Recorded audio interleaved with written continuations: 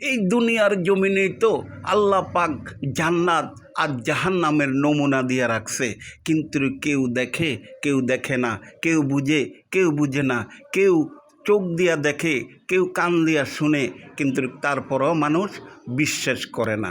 এটি হলো সবচেয়ে বড় সমস্যা।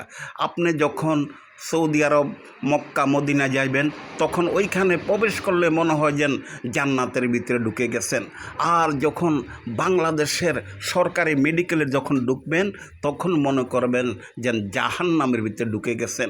হায় রে, মানুষের কষ্ট, মানুষের যন্ত্রণা, একই আল্লাহর সৃষ্টি, একই আল্লাহর সৃষ্টি, সবাই একই রাসূলের উম্মত, কিন্তু কিছু মানুষ দেখেন টাকা পয়সা ধন সম্পত্তির জন্য ভালো চিকিৎসা করতে পারে না, ভালো ডাক্তার দেখাইতে পারে না, পরীক্ষা নিরীক্ষা করতে পারে না, ওষুধ কিনে খাইতে পারে না, সংসার চালাইতে পারে না।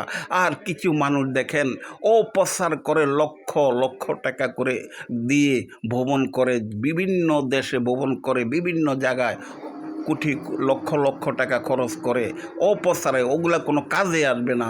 আর যেগুলা মানে অত্যন্ত দরকার, অত্যন্ত প্রয়োজনীয়, কিছু মানুষ সেই টাকার জন্য বা চিকিৎসা হইতে পারে না।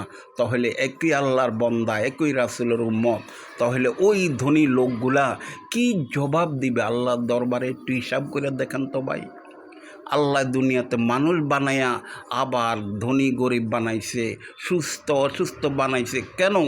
আল্লাহ পাক দুনিয়াতে মানুষকে পরীক্ষা করে, সুস্থ হইয়া কি করো, অসুস্থ হইয়া কি করো, বেশি টাকা হইলে কি করো, গরিব থাকলে কি করো, এইগুলা দিয়েই আল্লাহ আপনাদেরকে হাসরের মাঠে ধরবে। মনে করছেন এমনি এমনি দুনিয়াটা আল্লাহ সৃষ্টি করছে? যদি এমনি এমনি সৃষ্টি করতো, তাহলে তো সব মানুষকে একই রকম বানাইতো, একই সাইজের বানাইতো। ওয়া আখিরি দাওয়ানা আলহামদুলিল্লাহি রাব্বিল আলামিন। আসসালামু আলাইকুম।